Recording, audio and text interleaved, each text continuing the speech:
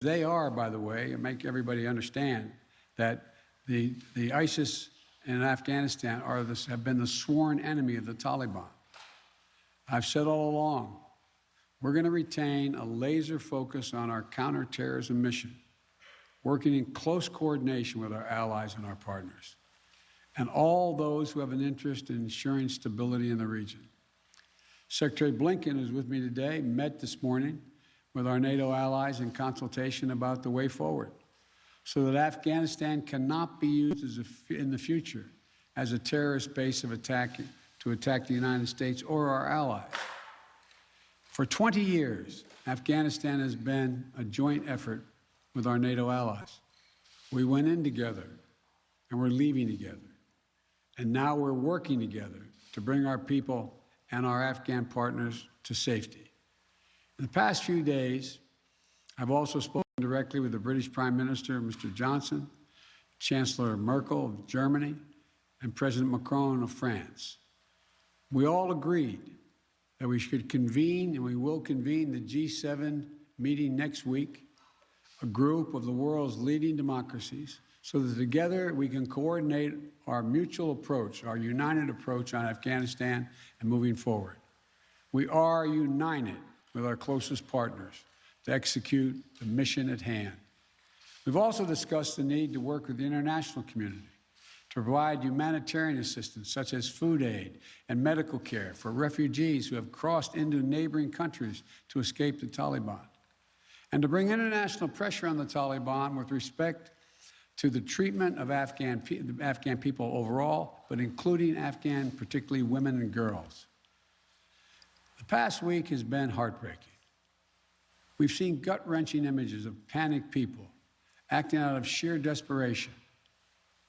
You know, it's completely understandable. They're frightened, they're sad, uncertain what happens next. I don't think any one of us can see these pictures and not feel that pain on a human level. Now we have a mission to complete in Afghanistan. It's an incredibly difficult and dangerous operation for our military. We have almost 6,000 of America's finest fighting men and women at the Kabul airport. And we're putting their lives on the line, and they're doing it in a dangerous place to save other Americans, our Afghan allies, and citizens of our allies who went in with us. You know, I talk to our commanders on the ground there every single day, as I just did an hour or so ago. And I made it clear to them that we'll get them whatever they need to do the job. They're performing to the highest standard under extraordinarily difficult and dynamic circumstances. Our NATO allies are strongly standing with us, their troops keeping sentry alongside ours in Kabul, as is the case whenever I deploy our troops into harm's way. I take that responsibility seriously. I carry that burden every day, just as I did when I was vice president and my son was deployed to Iraq for a year. There'll be plenty of time to criticize and second guess when this operation is over.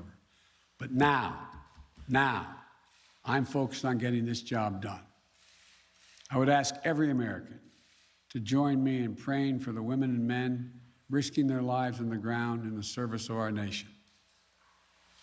As events evolve over the coming days, my team and I will continue to share the information and update the American people on exactly where things are. We'll use every resource necessary to carry out the mission at hand and bring to safety American citizens and our Afghan allies. This is our focus now. And when this is finished, we will complete our military withdrawal and finally bring to an end 20 years of American military action in Afghanistan. Thank you. May God bless you, our troops, and our diplomats, and all those serving in harm's way. And now I'll take questions. AP, Zeke Miller. Thank you, Mr. President. You vowed in your election that ushering the era where the rules count on America to live out these promises. You promised to leave Afghanistan, but you also promised not to help to bring out those who helped America in its war effort. We've seen these heart-wrenching images at the Kabul airport of people trying to get there, say nothing of the people who can't get to that airport. You made the commitment to get American troops out, to get American citizens out. Will you make the same commitment to those who assisted in the American war effort over the last 20 years, number one? And then number two, what is your message to America's partners around the world who have criticized not the withdrawal, but the conduct of that withdrawal and made them question America's credibility on the world stage? I have seen no question of our credibility from our allies around the world. I've spoken with our NATO allies. We've spoken with NATO allies, the Secretary of State. Our National Security Advisor has been in contact with his counterparts throughout the world and our allies, as has the General, I keep calling him a General, but my Secretary of Defense. The fact of the matter is, I have not seen that. As a matter of fact, the exact opposite I've gotten. The exact opposite thing is we're acting with dispatch. We're acting, committing to what we said we would do. Look, let's put this thing in perspective here. What interest do we have in Afghanistan at this point with al-Qaeda gone? We went to Afghanistan for the express purpose of getting rid of al-Qaeda in Afghanistan, as well as getting Osama bin Laden. And we did. Imagine, just imagine if that attack, if bin Laden had decided with al-Qaeda to launch an attack from Yemen, would we ever gone to Afghanistan? Would there ever be any reason we'd be in Afghanistan? Controlled by the Taliban? What is the national interest of the United States in that circumstance? We went and did the mission. You've known my position for a long, long time. It's time to end this war. The estimates of the cost of this war over the last 20 years range from a minimum of $1 trillion to a think tank at one of the universities saying $2 trillion. That's somewhere between $150 million a day and $300 million a day. The threat from terrorism has metastasized. There's a greater danger from ISIS and al-Qaeda and all these affiliates in other countries by far than there is from Afghanistan. And we're going to retain an over-the-horizon capability that if they were to come back to be able to take them out, surgically move. So this is where we should be. This is about America leading the world. And all our allies have agreed with that. And by the way, before I made this decision, I was at the G7 as well as met with our NATO partners. And I told them all, every one of them knew and agreed with the decision I made to jointly end our involvement in Afghanistan. The first part of your question was, I can't remember now. Would you commit to the same commitment? Would you make the same commitment to bring out Afghans who assisted in the war effort? Yes, we're making the same commitment. There's no one more important than bringing American citizens out. I acknowledge that.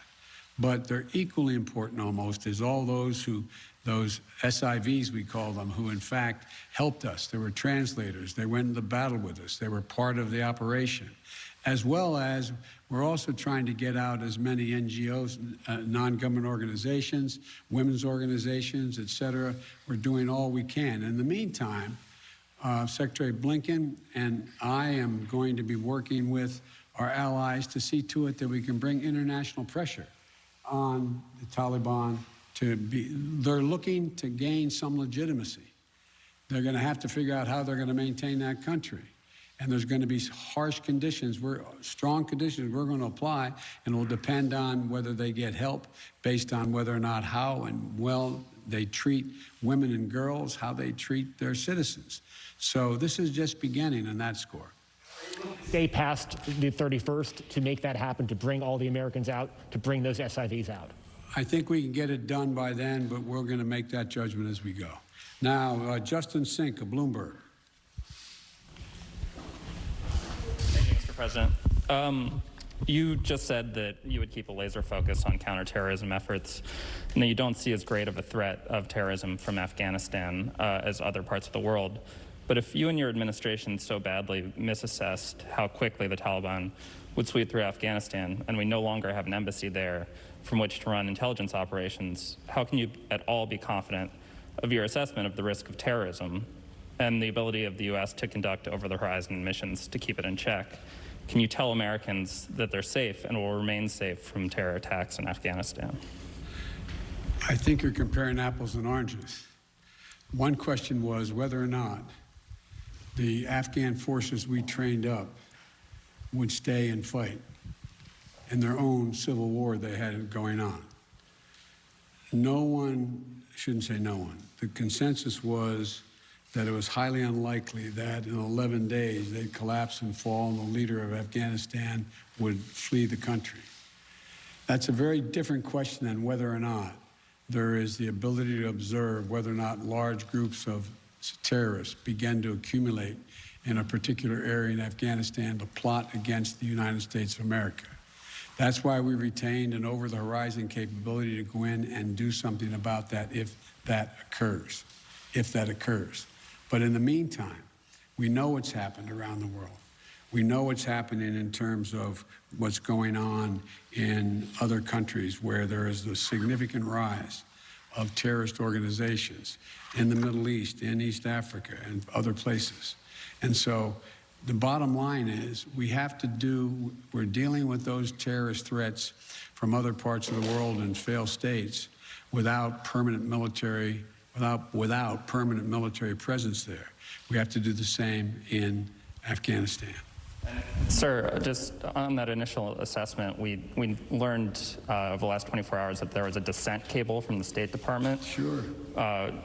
Saying that the Taliban would come faster through Afghanistan. Can you say why, after that cable was issued, the U.S. didn't do more to get Americans Got out? all kinds of cables, all kinds of advice. If you notice, it ranged from this group saying that they didn't say it'd fall when it did fall, but saying that it would fall, to others saying it wouldn't happen for a long time and they'd be able to sustain themselves through the end of the year.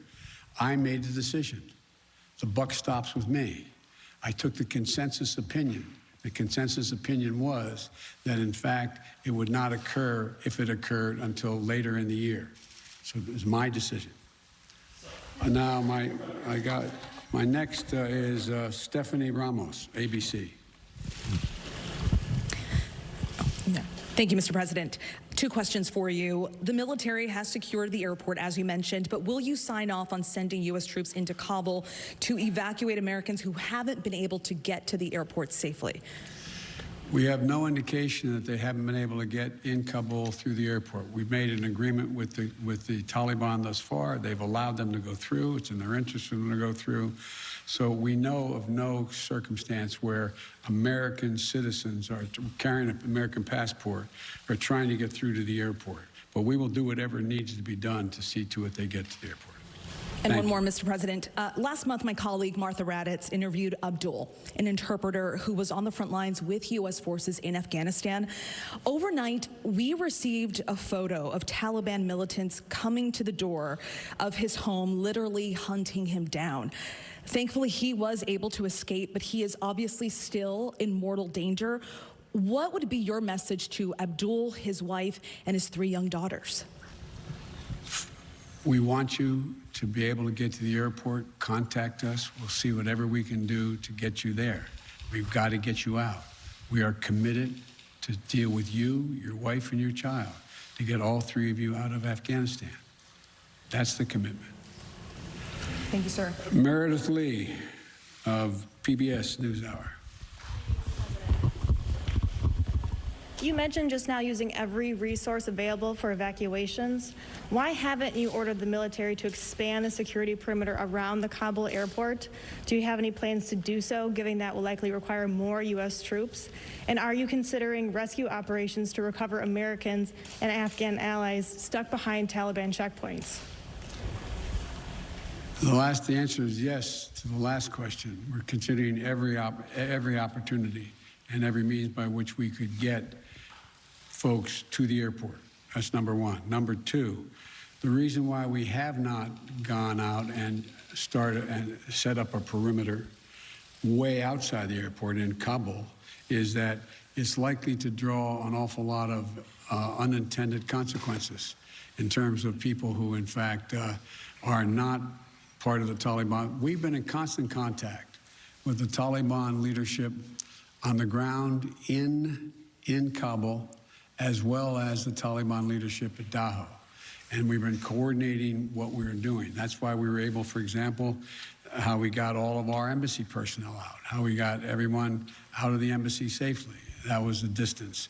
That's how we helped get the French out and out of their embassy. So the question remains, there will be judgments made on the ground by the military commanders at the moment, and I cannot second guess each of those judgments to be made. But the idea of, again, let me get back to the fundamental point I made at the outset.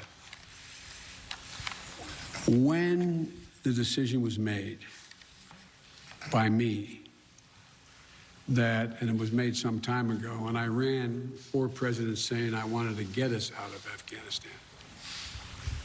One of the things that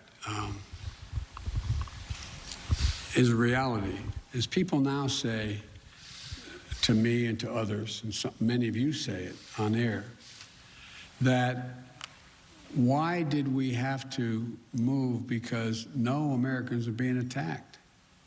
Why did we withdraw those, why did we agree to withdraw 2,500 troops? No Americans are being attacked. As I said before, the reason they weren't being attacked was part of an agreement that Trump had made a year earlier. We will leave by May 1st, he said, as long as there's no attack on Americans in that year period. Number one. Number two, the Taliban was taking large swaths of the countryside, north and south. None of the major areas, none of the major points of the capitals of each of these provinces. But they were all over the country. And the idea that if I had said on May the 2nd or 3rd, we are not leaving, we are staying, does anybody truly believe that I would not have had to put in significantly more American forces, send your sons, your daughters, like my son was sent to Iraq, to maybe die? And for what? For what? So the only rational thing to do, in my view, was to set up and pre-position American forces for the purpose of evacuation, and the aircraft to pre-position those ahead of time so that we would be able to begin the process of evacuation of American citizens, SIVs, and others who helped us.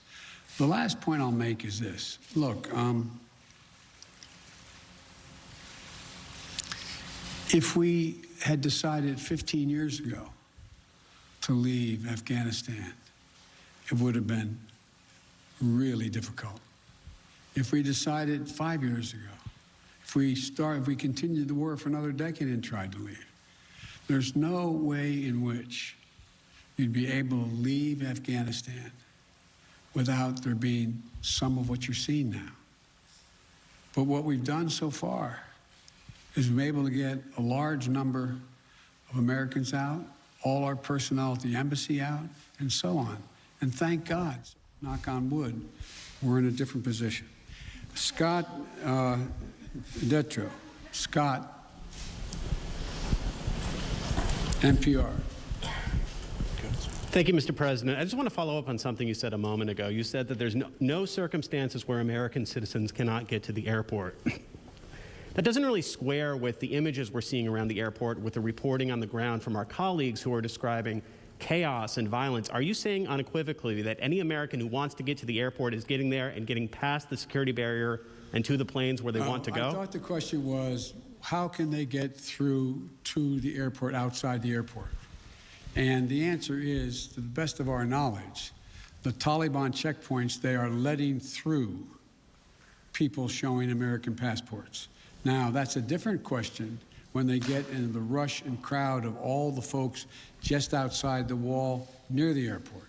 That's why we had to, I guess, was it yesterday or the day before, we went over the wall and brought in, how many? 169 Americans. So it is a process to try to figure out how we deal with the mad rush of non-Americans, those who didn't help, those who were not on the priority list, just any Afghan to be able to get out of the country.